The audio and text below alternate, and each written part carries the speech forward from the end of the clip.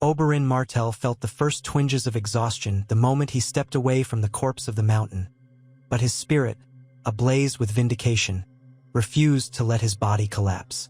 Surrounded by the uproar of the spectators, some cheering, some stunned silent, he took a moment to scan the chaos. The mountain of a man he had hated for so many years now lay motionless, and although Oberyn's muscles trembled with the aftermath of the duel, he still carried himself with the steady bearing of a prince. He had not only survived Gregor Clegane but emerged victorious, delivering the justice that his sister, Elia Martell, deserved. In that single instant of triumph, Oberyn felt as if a great weight had lifted from his chest. For years, the memory of Elia's fate had haunted him, fueling every stroke of training, every strategic politicking, every plan to corner Gregor and force a confession. Now, at last, he had the confession he needed, heard by lords and ladies, peasants and knights, and the mountain lay dead at his feet. He felt a mixture of release and strange hollowness. He had always imagined this moment as a blaze of glory, a day that would reshape the realm's memory of Elia. Perhaps it still could. He had forced Gregor to confess and proven his sister's story was not just rumor. But even with the mountain's blood darkening the dusty ground, Oberyn knew this was only the beginning of the consequences that would ripple outward. Vengeance, once secured, did not cease to exert its influence. He sensed it would linger in every corridor of the Red Keep, in every glass of Dornish wine poured within the city walls. Retribution might be satisfied, but the realm would now wrestle with an inconvenient truth. Gregor Clegane, champion of House Lannister, had admitted to raping and murdering Elia Martell under Tywin Lannister's command. Whether people spoke it openly or whispered behind their hands, the confession would be carried on the lips of merchants and travelers. Oberyn's victory was a blow not only to the mountain but to the myth of Lannister untouchability. As the crowd erupted into noise, some outraged, some jubilant, he felt the Dornish guards rush to surround him. They formed a tight circle, escorting him back from the yard. Ellaria Sand appeared, breathless, her eyes brimming with something between pure relief and trepidation. Tyrion Lannister, who had been watching the fight as the man on trial for regicide, looked equally stunned and grateful. The yard teemed with Kingsguard, gold cloaks, and spectators. All the while, Oberyn kept one hand firmly around his spear, still slick with the mountain's blood, and his gaze flitted across every figure in his path. He knew the Lannisters would not strike at him in that moment of public scrutiny, but in King's Landing, danger lurked behind every tapestry, every candlelit hallway. Tyrion was the first to approach him once the initial uproar subsided. The dwarf's face still bore traces of disbelief. "Prince Oberyn," he said, voice trembling, "I owe you my life.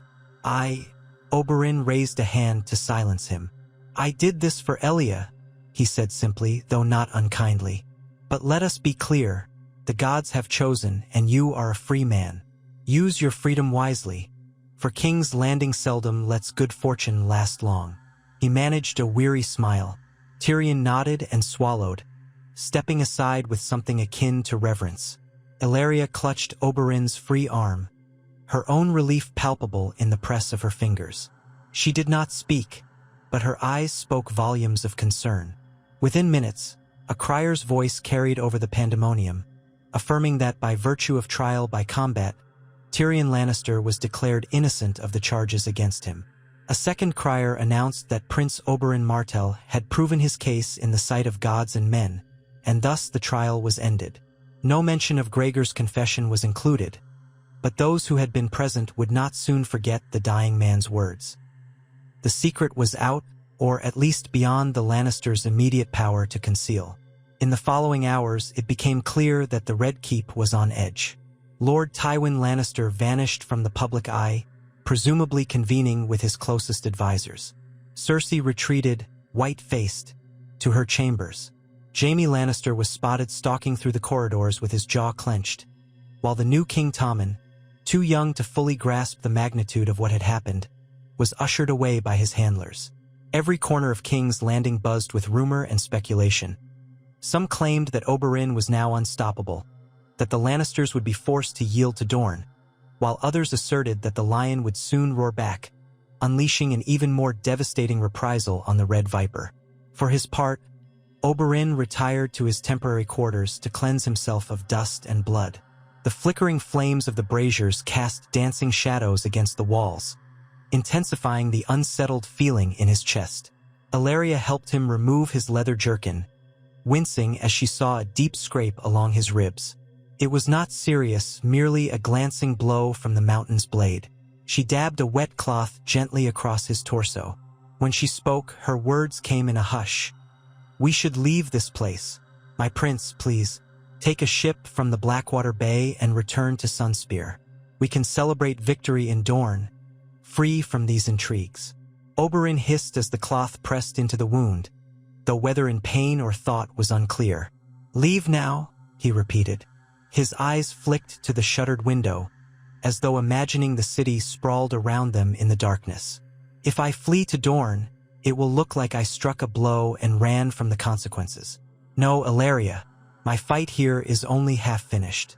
The mountain is dead. The realm knows that Elia's murderer confessed. But what of the man who commanded him? Do you think Tywin Lannister will let me walk away and spread my truth in every corner of Westeros? The war is not over. This was but a single battle."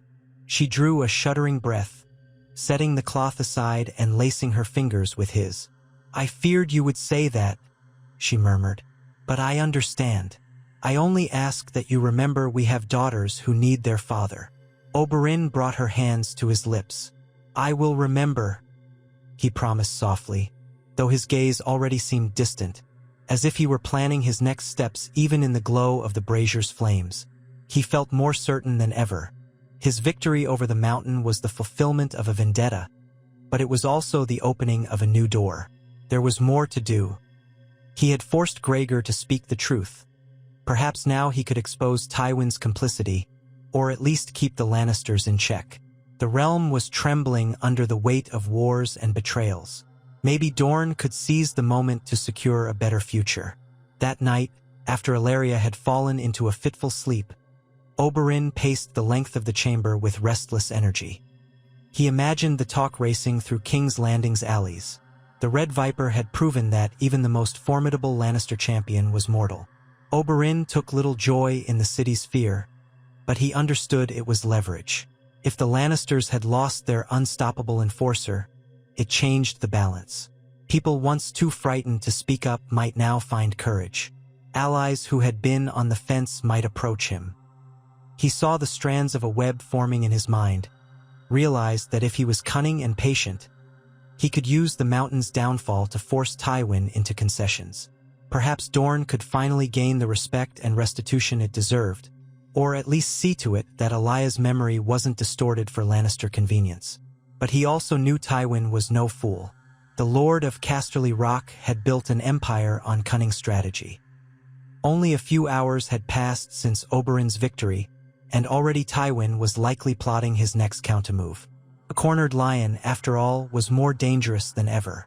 Oberyn paused near the window and peered into the moonlit courtyard. The torches flickered below, and from that vantage, the Red Keep seemed as tranquil as a painting. Deceptive. This was a city where knives slipped between ribs in the darkest hours, where wine might be spiked with deadly potions, and where alliances shifted like desert sands beneath an unforgiving sun. He exhaled. No, he would not leave. He had not come all this way just to run at the first sign of turbulence. Let the Lannisters brood. He was Oberyn Martell, and he had proven that no matter how large the enemy, Dorne's wrath could bring them down. By dawn, word of the trial by combat had spread to every district of King's Landing. In the poorer quarters, people whispered that a Dornish prince had slain a monster. Some saw it as a sign that the Lannisters' hold on power might be weakening. In the wealthier parts of the city, lords and ladies gossiped about the revelations of Elia Martell's murder. Could it be true that Tywin Lannister had sanctioned such an atrocity? Some chose to dismiss it as forced words from a dying man. Others weren't so certain. The unstoppable momentum of rumor had begun. That morning, Oberyn rose and prepared himself to face the court. He donned a fresh set of Dornish attire, light fabrics designed for the heat of the south. though King's Landing's climate was more temperate. Over this, he wore a breastplate that bore the sun and spear of House Martell, a subtle yet assertive reminder that he was no mere visitor. He wanted the eyes of the court to settle on that sigil and remember that Dorne had not knelt quietly after the deaths of Elia and her children. If nothing else, the events of the previous day had proven that House Martell would no longer be discounted. When he arrived at the throne room, he found the usual crowd of petitioners and sycophants. But there was a tension in the air, as though the entire hall was waiting for a single spark to ignite it. Tywin Lannister stood at the foot of the Iron Throne, clad in austere finery. The king, young Tommen, sat on that monstrous seat of swords, though Oberyn doubted the boy truly understood the gravitas of the moment. Beside the throne hovered Cersei, face drawn and furious, her eyes scanning the crowd as though she might leap at any who dared mention Gregor's confession. Jaime stood off to one side, the white cloak of the Kingsguard draped over one shoulder, his expression guarded. A hush fell as Oberyn crossed the threshold. His boots clicked on the stone floor, and he felt the weight of every gaze. Some looked on him with admiration, others with caution, and still others with open hatred. But no one dared stop his approach. He walked until he was a respectful distance from the throne, then bowed slightly, not too low.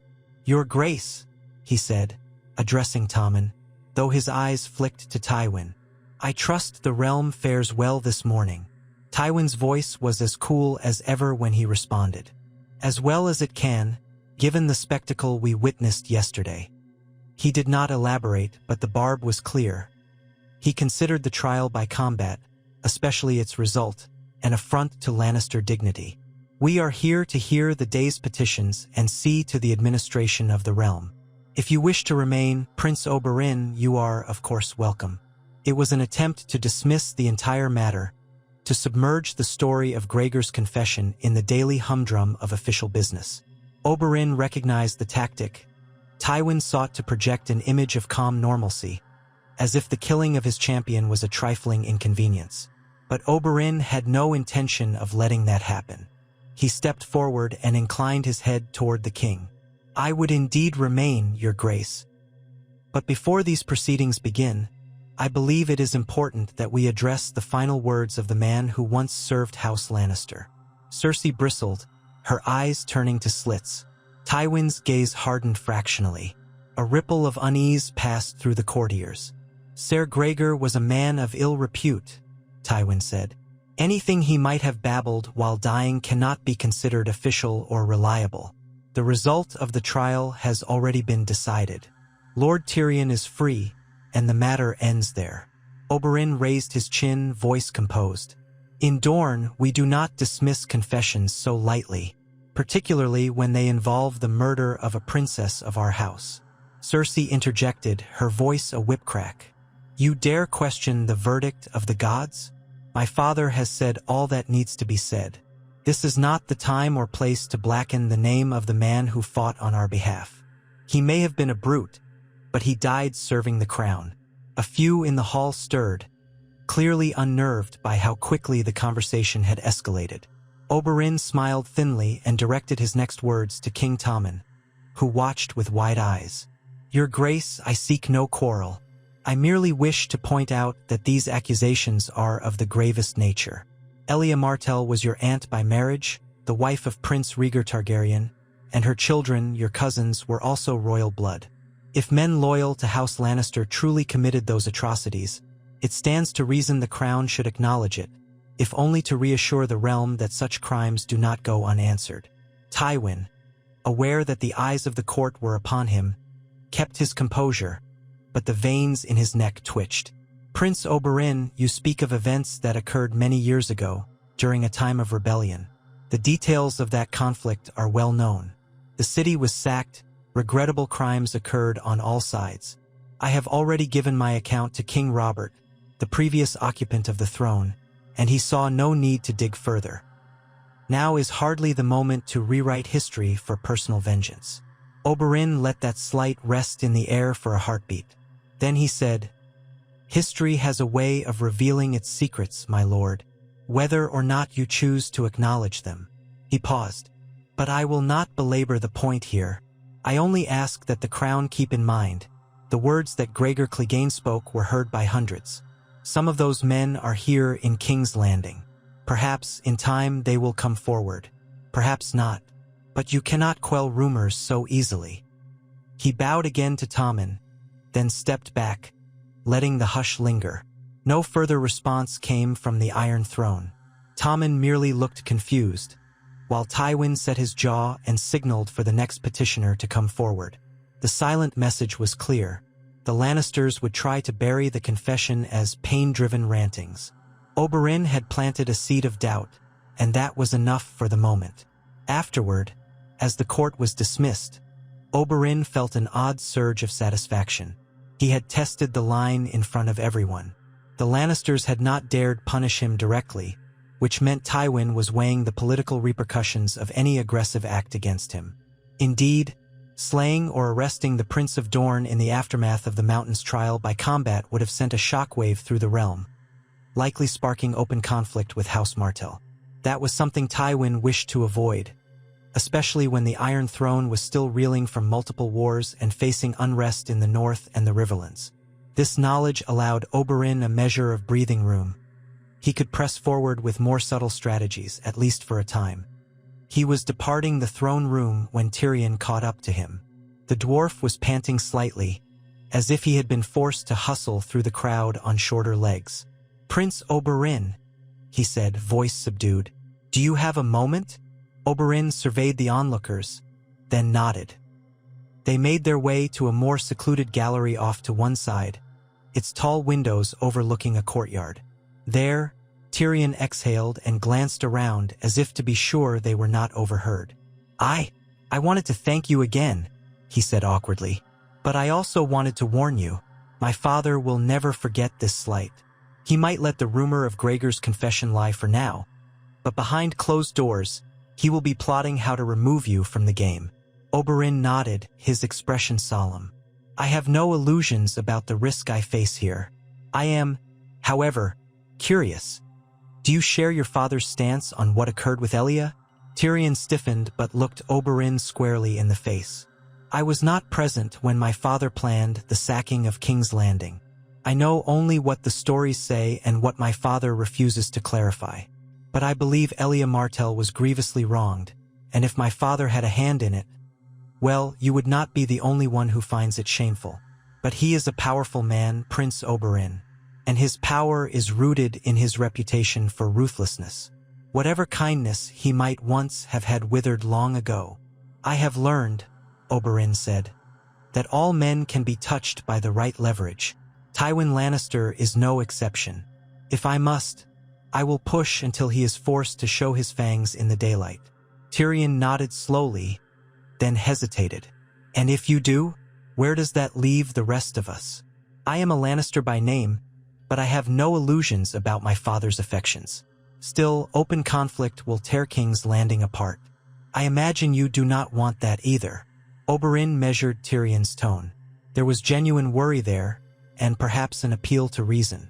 "I do not want war for the sake of war," Oberyn replied. "But I also will not let Elia's memory be smothered by polite pretenses. If it means exposing Tywin, so be it. If it means forging new alliances to keep Dorne safe, I shall do it. War may come regardless, with or without me." Tyrion's expression was grim. He bowed his head, thanks and resignation mingling in his posture, and took his leave. Oberyn watched him go, reflecting that perhaps Tyrion Lannister was one of the few in that family capable of empathy. Yet empathy was a scarce commodity in the Red Keep's corridors. That afternoon, Oberyn composed several letters. One went to his elder brother, Doran Martell, detailing all that had happened. The duel, the confession, and the tense aftermath. He wrote candidly, expressing that his victory opened a door for Dorne to gain the upper hand in negotiations with the Iron Throne. He requested more agents from Dorne who might gather intelligence, for it was not enough to rely solely on rumors passed by the gossiping courtiers.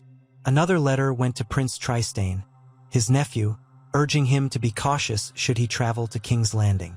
A final letter went to his daughters, the Sands as they were known, explaining he was safe, that he had emerged from the duel victorious. He kept that one warm and brief, for he did not want them to worry more than necessary. In the days that followed, the city settled into an uneasy routine.